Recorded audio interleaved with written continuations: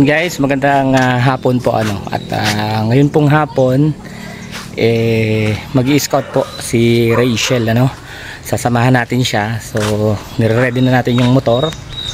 Ayan, tinanggalan ko ng mga laman.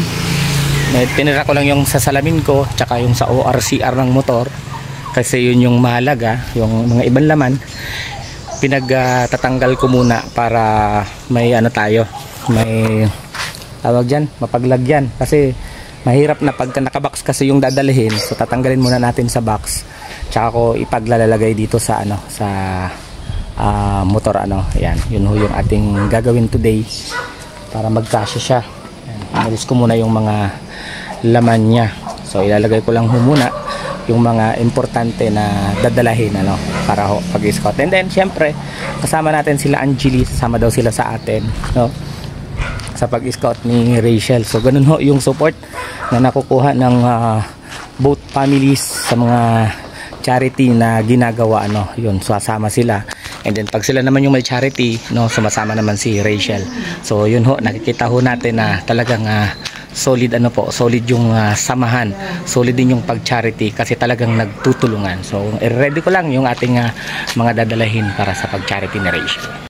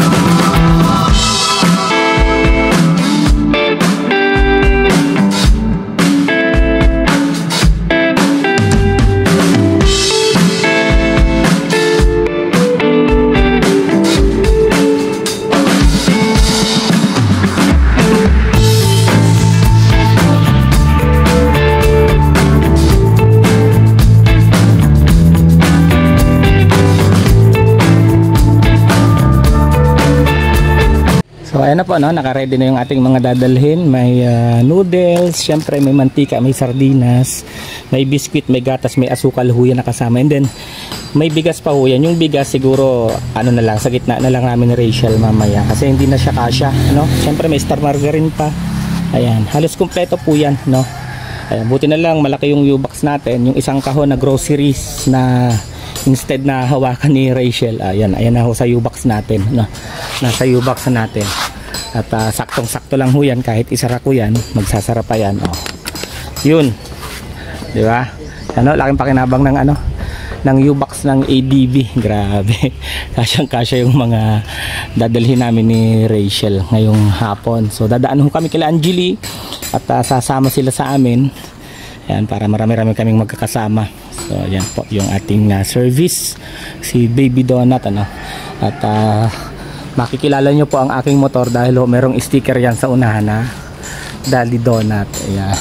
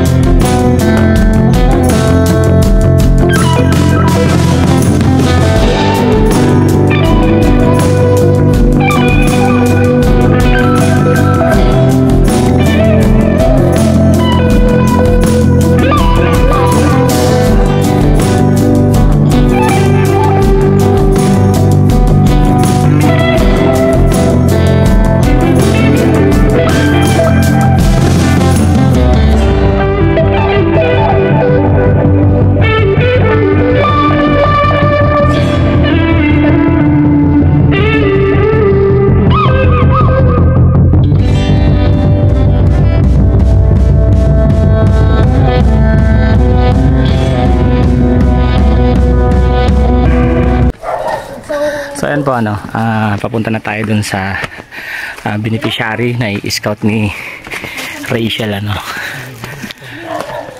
medyo paakyat yung daan, medyo nakakapagod. Andun sila sa baba, nag-i-intro na.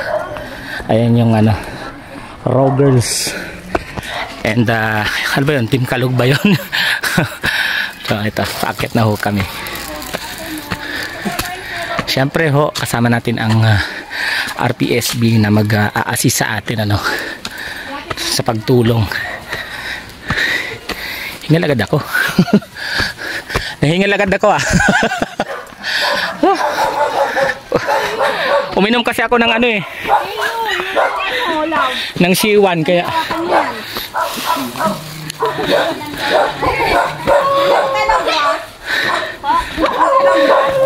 May aso.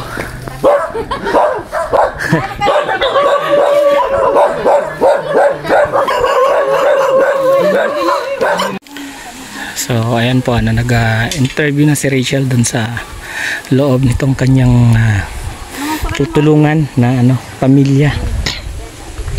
Bali nasa taas ho kami ng bundok, konting akyat lang naman. Ayan po, at kung makikita po ninyo yung kalagayan ng pamilya ay sobrang nakakaawa. Meron pang maliit na bata na sobrang payat. Makikita po ninyo yan sa upload ni Langga Rachel, at siya po yung nakatutok doon ng camera sa loob. Siyempre kasama natin yung gwapong-gwapong si Janjan at isa pang gwapong si Jan Lindon, bagong gupit. Yan, gupit ni yan? Daniel Padilla o ni Ronnie? Ronnie Requestas. Bagong gupit, grabe. Bali ang oras na po ay alas 5 na. 4:59. So andito pa rin po kami sa taas. Ayan yung paligid taas pa siya. Yan, paakyat pa siya. Talagang gilid ng bundok ito. Itong aming inakyat. Anahaw yan. Anahaw yan. Anahaw yan. Diyan nabanggit ko yung anak ni Ate Flores. Alin? Ate Lisa, diyan sa So ayan po ongoing pa rin yung interview ni Rachel sa kanyang magiging beneficiary. So kung makikita nyo po merong baby doon na sobrang payat. Ayan ayun, 9 months old na siya pero sobrang payat niya parang lang siya, parang 2 months old po.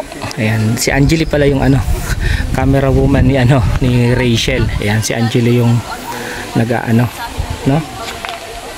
yun na po binigay na po natin yung mga daladala natin from Team Maligalig Calabarzon chapter. Ayan, may mga biskuit, noodles, dilata, palaman, at syempre mga gamit sa pagluluto Ayan, like toyo, mantika, suka. So ito po nandito po yung RPSB kasama natin, at sa lahat po ng magiging project kung sakasakali kung sakasakaling patatayaan ho sila ng bahay, RPSB po ang bahala sa sa pagli-labor. Ayan, tutulungan po nila tayo na maitayo ang bahay makakalibre tayo sa sa tawag yan sa labor. Ayan, kasi nakahanda po ang RPSB na tumulong yun po ang hangarin nila din dito sa barangay na ito, ang makatulong sa mga mamamayan. Kaya po nandito sila. Kaya patuloy pa rin po yung interview yung pakikipag-usap ni Rachel sa ating magiging beneficiary, and plano pong dalhan sa mga susunod na araw ng vitamins, damit yung mga bata kasi talagang grabe. Kung makikita nyo lang, sobrang liit ng bata, at makikita nyo naman po yan sa sa sunod na upload ni Langga Rachel. Ayan po. So bali pinapakain yung ng biscuit yung mga bata. Ayan, pinapakain ho. At itong batang ito, masiyahin yan, yung batang yan. Ayan, napakamasiyahin. At titig na titig siya kanina kay Ate Rachel niya. Opo, ay, andito na si Kuya, yung asawa nung andito na si Kuya. Kuya, ayan, may bisita ka. May bisita ako sa dinala Ayan. May bisita ka, Kuya. Galing po sa pa. Oo. Nakita ko kayo ay. Ne, siya yung asawa ni ate. Nasa kanako. Pala yung asawa ni Ate kakarating ng galing trabaho. Kamusta Ito, halit galing ko ba? Dala ko kay Manila orang ano, uli. Ngayon ang pang gina ko. Ay, no, ino. Nukay ko. Uling ng dahon. Nag-deliver po kayo? Oo. Yan po yung pangkabuhayan nyo dito. Kaminsan, ang kwan ko, yun, sa mag-anak ko, ang kumukuha lang ng nyug. Nyug. Kaya lang, hindi na ako inali din ng kamag-anak ko. Kinuha na nila.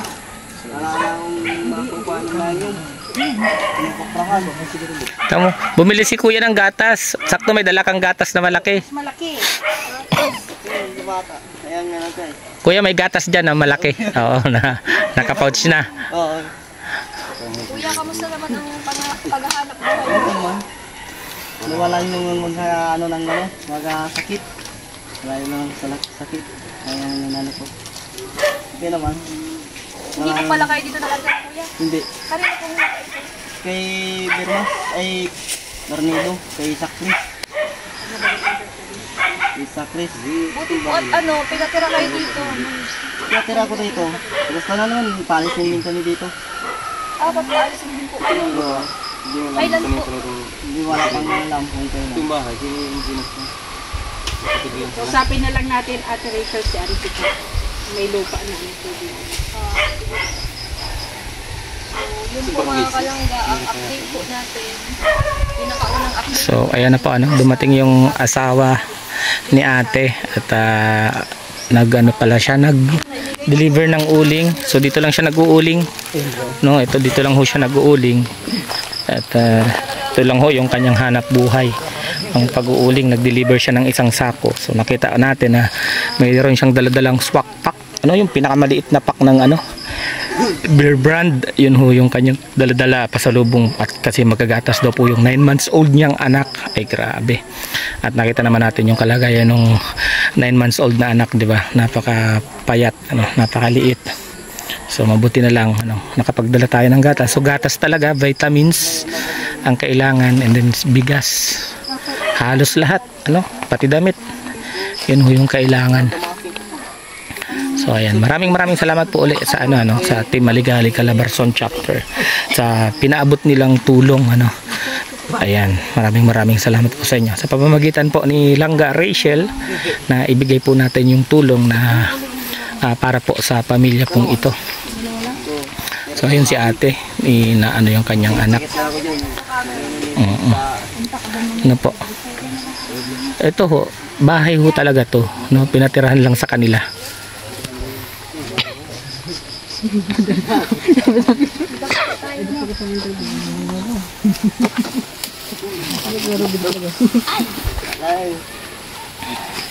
Ano, inuman nyo yan? Baso niyan, tay? Oo, yun lang. Ay, grabe. Grabe naman tayo. Grabe yung baso nila, oh. Kaya lang. Grabe po mga kalangga ang baso nila. Hindi ko ba nahugasan? Hindi pa nahugasan. Oo, di ba? Mga kalangga ang baso nila, oh. Kabila ng platuhan. Ito yung Kabila natin to sa sunod. may nababaso. Pagbalik. Ay, meron mo pala, maganda. May isa pa. Nakakaipo na si tatay. Kunig, hindi nalabagin ni Kuya Bal dito.